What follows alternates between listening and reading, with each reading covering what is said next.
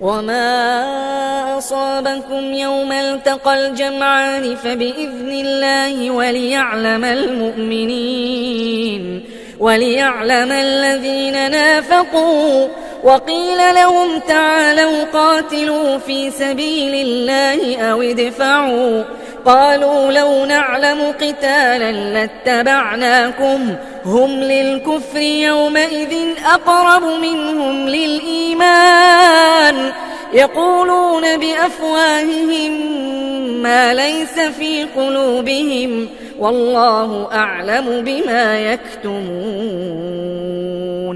الذين قالوا لإخوانهم وقعدوا لو أطاعونا ما قتلوا قل فادرءوا عن أنفسكم الموت إن كنتم صادقين ولا تحسبن الذين قتلوا في سبيل الله أمواتا بل أحياء عند ربهم يرزقون فرحين بما آتاهم الله من فضله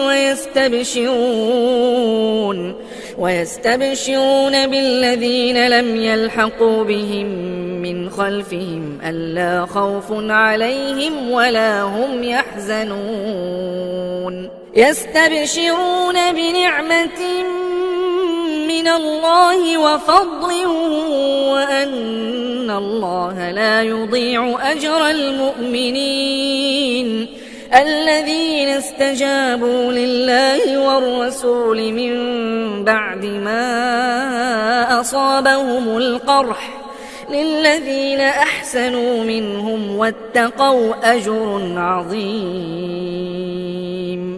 الذين قال لهم الناس إن الناس قد جمعوا لكم فاخشوهم فزادهم